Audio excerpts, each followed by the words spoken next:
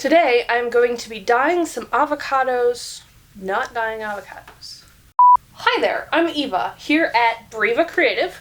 I am going to try to make some avocado dye today. I've seen this recipe a couple of times recently on Pinterest, and I'm interested to give it a shot and see how it works. So let's do that.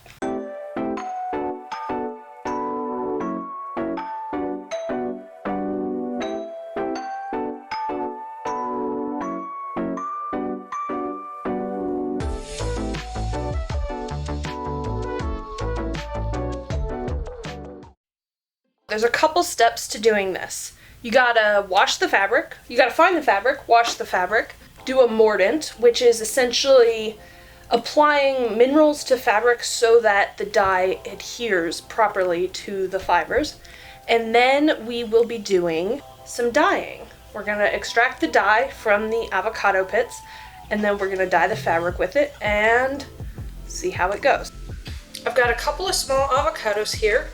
And to be honest, they've been in my fridge for a couple of days, so if they're any good, I will definitely keep them and make some wonderful guacamole out of them. But for now, we're just going to slice them open and see how they look inside. Oh, they look great. Awesome. So I'm just going to scoop out the pit out of these. And we want to keep the pit for our dye, and then keep the insides because it's a little bit brown, but I think it'll still taste great. And you want to make sure you scrape out all the green stuff that you possibly can because we don't want any of that in our dye bath. So make sure it's nice and scraped out. Set that aside.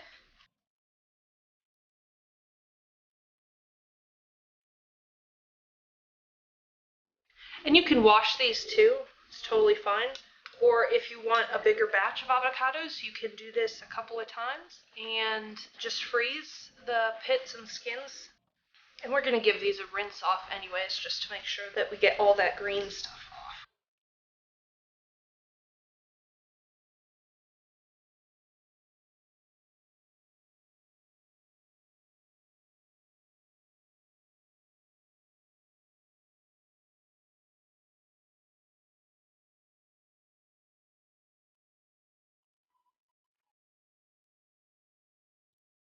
Oh, and we want the stickers off.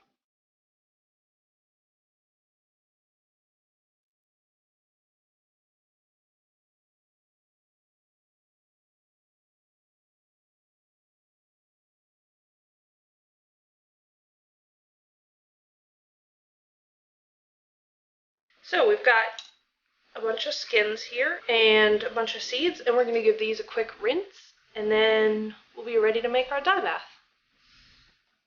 Alright, so I've got some warm water here, and I'm just going to rinse off these avocado skins and pits a little bit, just to make sure I get most of that slimy green stuff out of them. You can use your fingernail to scrape the inside of it, or you can grab a spoon. You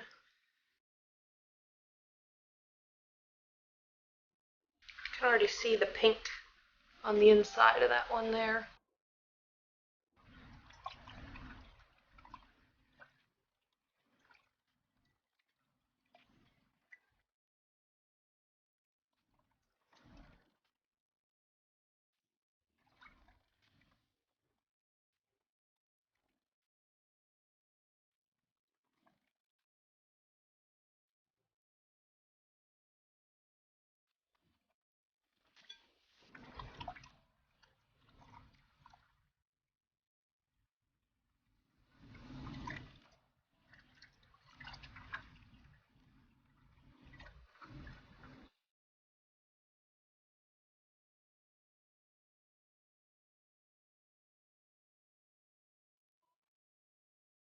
Oh, all clean.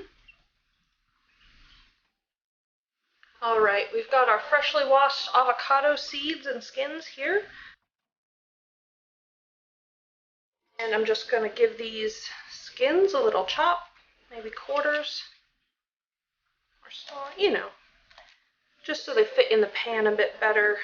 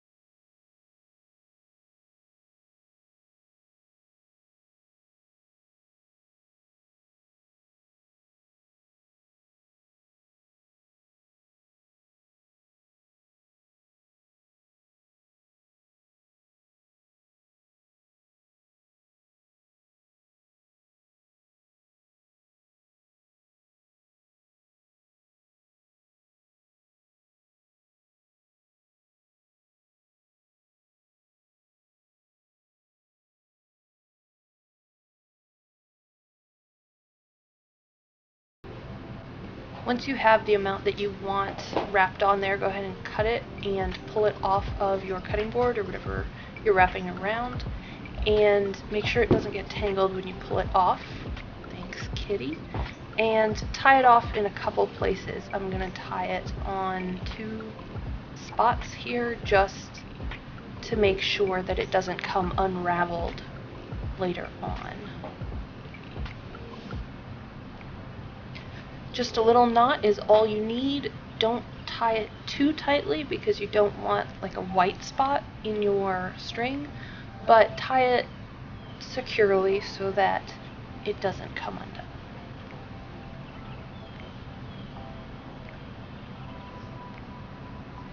And I'm just going to tie it again on this other side here if Mo permits, just to double our detangling power.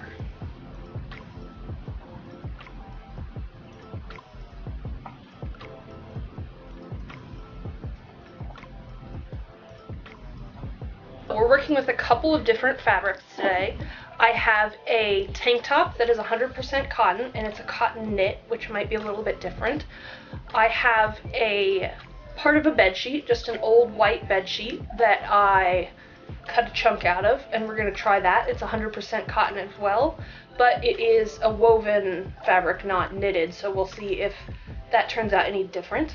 And then we have this gigantic t-shirt that I found on sale.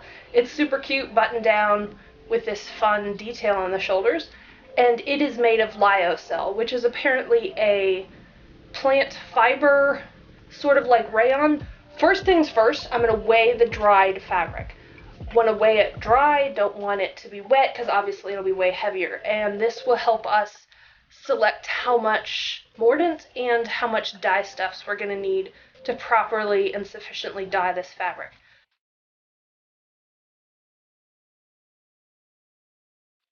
So next you need to wash the fabric thoroughly. You want to make sure that every last bit of starch, every last bit of bleach or whatever is in there from the manufacturing process is gone, and you just have the pure fibers to work with so that the dye sticks properly and dyes evenly. So just throw all of your fabric and your thread and whatnot in a washing machine. If you have some stuff like thread that you're worried about getting tangled, throw it in a pillowcase or something so that it doesn't come undone and get tangled in your machine, but make sure that you just throw it really quick in the washing machine first. Next, we're gonna do an even deeper wash on this, and we're gonna do this outside because I don't like the smell of chemicals in my house. So you will need a pot of water. I filled mine about 2/3 of the way so that it would fully submerge the fabrics and give them a little bit of room to slosh around in there. And then you're going to need washing soda. This is super easy to find. You can find it at Walmart, lots of grocery stores, or online. And it's like $2. Nothing expensive, but it'll get into those fabric fibers and really give them a good clean like we want. And then you're also going to add some dish detergent, just a plain BioSafe dish detergent. I use this one because it's safe for the duckies. Make sure that all of that gets properly dissolved before we dump it in. So you want to bring your pot up to a full boil, rolling boil. This took forever on this outdoor stove. I probably won't do it out here again because my stove inside is a bit more powerful. And you just want to get that to a full rolling boil and then add in your little cup of soap that you mixed together to make sure it was fully dissolved. Then I'm going to add in the fabric. Make sure that it's not folded or twisted up too tightly. Make sure that it all gets nice and soaked and fully submerged so that it gets nice and clean.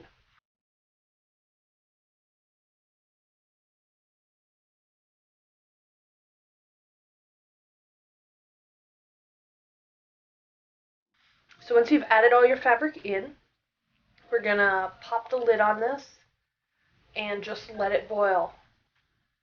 So now that this has been boiling for a full hour, I'm gonna go ahead and check on it. You can see that the water has kind of browned up a bit. That's all those nasty things in the fabric coming out. The only thing in here that wasn't brand new was the part of the used sheet, but it had already been washed. So this is how much dirt and yucky stuff is on this fabric, even after washing it thoroughly in a machine. So you're going to pull the pot off the stove, and I'm going to take it inside and dump it down my sink. Be super, super careful. These fabrics are super hot.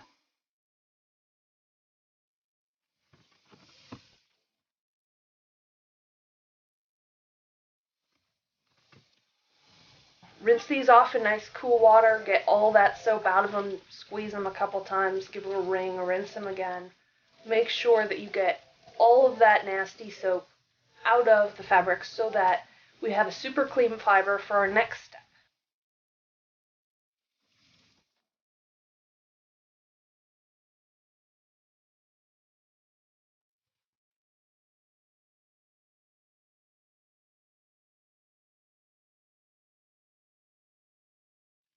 Next step in the process is mordanting your fabric.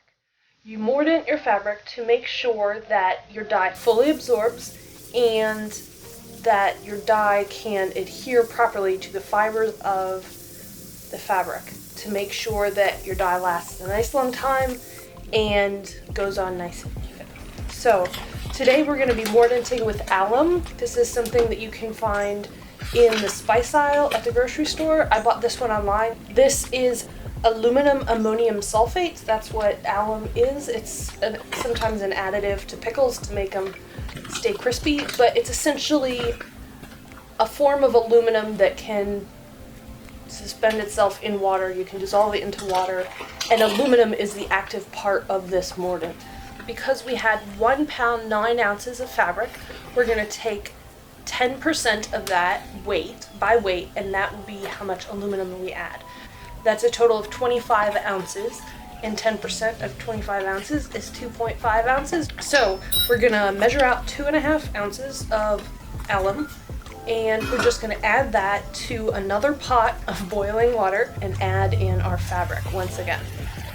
And we're gonna let this boil again for an hour or two to make sure that as much of that alum can soak in to the fabric and adhere to the fabric and the fibers, and make sure that our dye sticks properly in the next.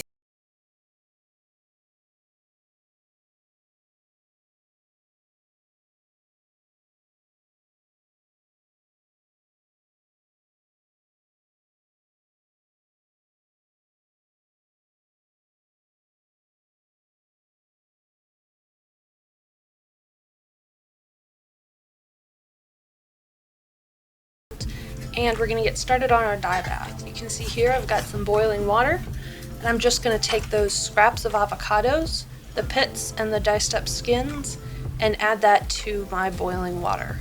This is about 2 gallons of water. You're going to need a little bit more probably later, but this is how big this pot is, and I will water it down in a bit. I also have some avocado scraps from a previous batch of guacamole that I went ahead and stuck in the fridge for a couple of weeks. I'm going to go ahead and add those too, so we have a total of about 8 avocado scraps. So you're going to go ahead and let that come back to a boil, fish out any extra green bits that you missed when you were washing the avocado skins, and just let it come back up to a full boil. You can see the color is starting to change already.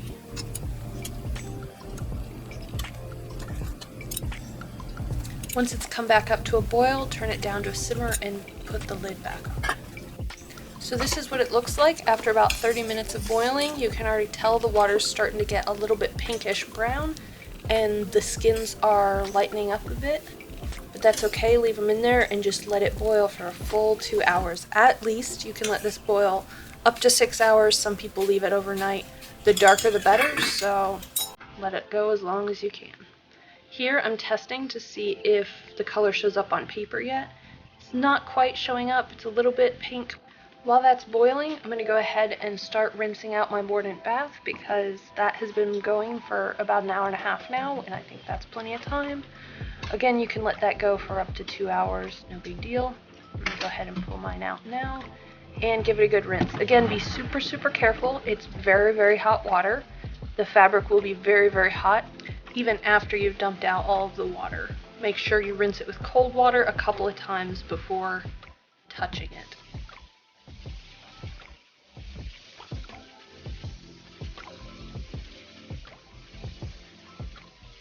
Again, rinse in hot and cold water several times, wring it out, rinse it again.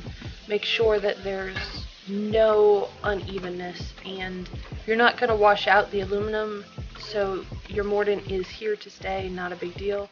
Just make sure it's good and rinsed so that the stuff that hasn't bonded with the fibers is all gone. It's also at this point that you could dry this fabric and fold it up and stick it in your closet. It will stay mordanted. It's not going to fade or change in any way. You could totally just leave this for later or do a big batch and use some now and some later. Just dry it out and it's fully mordanted fabric ready for you to use.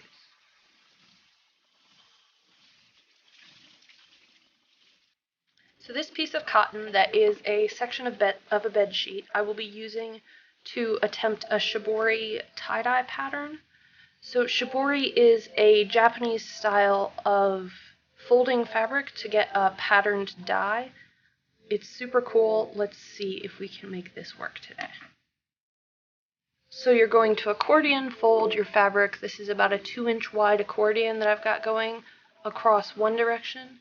And I'm going to come back in a moment after the cat ruins everything and accordion fold it again the other direction.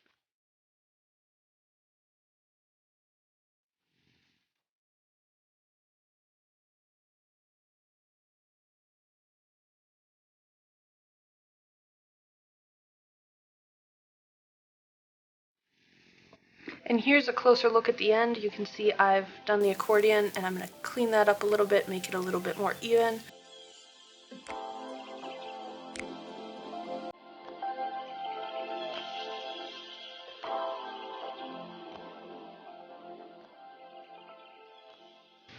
So I'm going to take one end and start folding it diagonally at about a 45-degree angle back and forth to create this triangle accordion.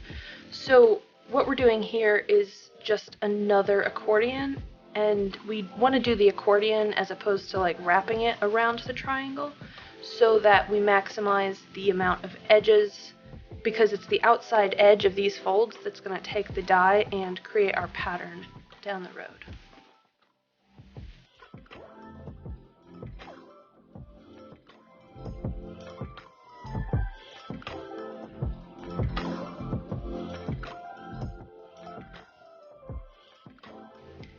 And just keep folding back and forth until you've come to the end. And once you've gotten to the end, you're going to rubber band it so that it holds its shape and doesn't come apart in the dye.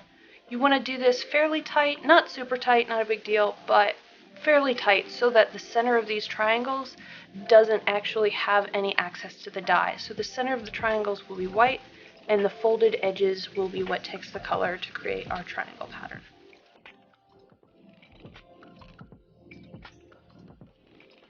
Now that we've got all our fabric mordanted and ready to go, we are ready to stick it in the dye bath. So I'm straining out the dye because if we leave the pieces in the dye bath, they might lean against the fabric and create hot spots of color and an unevenness that I'm not looking for. Some people like that. If you do, great. I want a nice even pink, so I'm not going to do it. So this is what the scraps look like after they've been boiling for about 2 hours. I'm actually going to add some more water to those and let them boil again. But right now we're just going to add all of our mordanted fabric into the dye bath.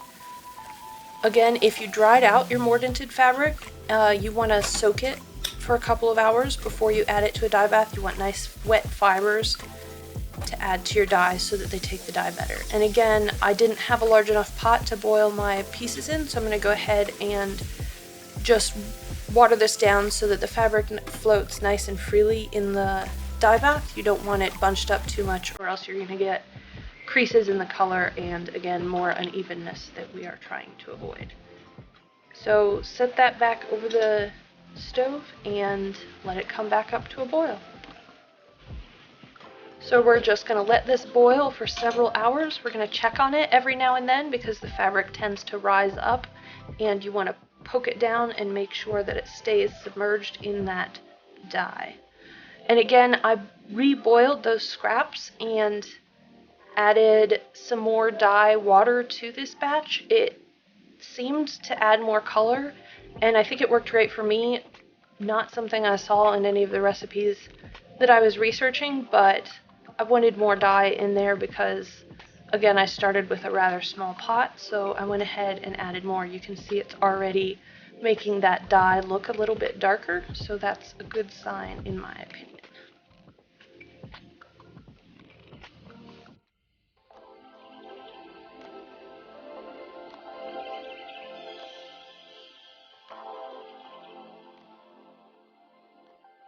You're going to want to let this boil for at least 2 hours, preferably more. If you want darker color, leave it longer. 6 hours is great. I let this batch boil for about 4 hours, and then I let it sit in the dye overnight and pulled it out the next morning. Since I did let this sit overnight, it did fully cool, so you don't have to worry about the hot water if you let it sit for that long. But if you're pulling this out hot, be super careful. Again, the water is hot.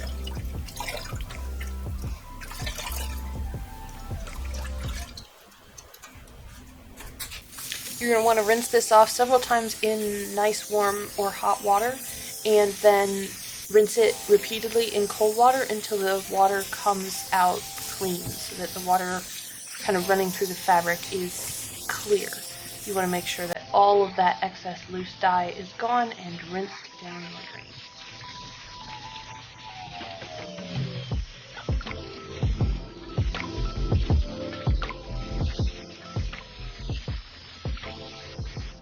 At this point also we can unfold our shibori block and see how that pattern turned out. You can see the rubber bands left a mark, so that's a good sign. And when you open it up, you can see the clean white fabric in the center of those triangles. You can see how the fabric on the edges of the folds did take the dye, and the fabric in the center of the triangles did not. And that again is where the pattern is coming from and why we did the accordion when we were folding that up. So take a look at this. It has made this awesome triangle pattern. It turned out. I'm very, very happy with that. I'm rinsing it one more time to make sure that none of that dye is in there and will mess up our happy little white triangles.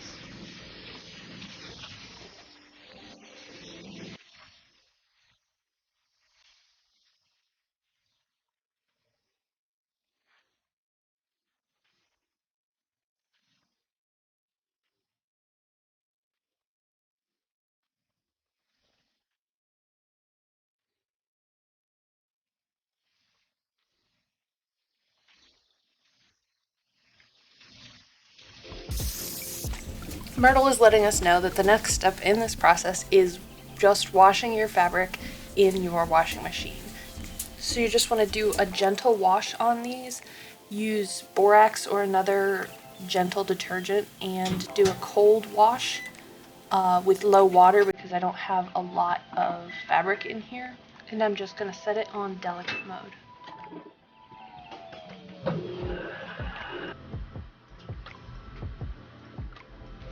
And for best results, make sure that a well-loved kitty guards your washing machine while it runs. And after that, you want to dry them, obviously. So to dry them, I hung mine to dry, just in air dry. I read somewhere that that was better, but at the end, they ended up really stiff because that's how air drying works. I went ahead and threw them in the dryer anyway, just to make sure that they were soft, because they were pretty rigid and pretty stiff afterward. But let's check out how they turned out. This is the final product. So let's check out these final dyed things. So right here is the tank top. Super cute, pink, kind of tan pink, like a nice neutral pink. I love it. So this is the tank top. Nice and even, a little wrinkly, but nice and even. I love that. So you'll notice here the string didn't take the dye. It must be a synthetic string that is used, or thread that is used in the hem here. So that's like kind of a nice bright white it didn't take the dye like the cotton did. Let's take a look at the giant t-shirt. This is super cute. I love this fabric. It ended up really light and soft. It's a nice pink. So this here is the cotton tank top, and this is the lyocell shirt. It turned out a tiny bit lighter in color than the cotton. Not a ton. They're still a cute set, but just a hair lighter than the cotton, which is interesting. And then we also have our shibori. How cute is that? Pattern turned out great. I'm super excited about that. This will be fun to turn into something.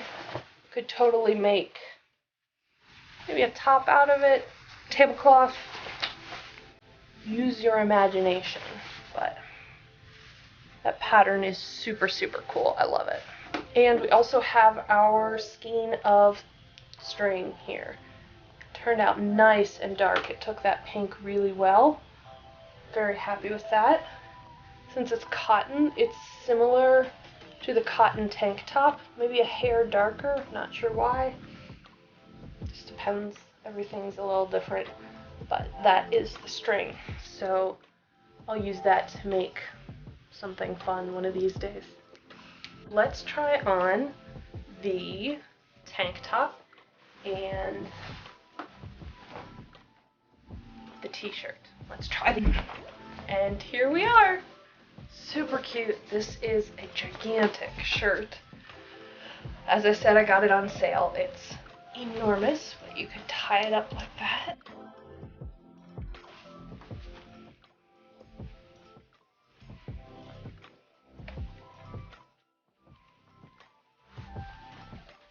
And there we go.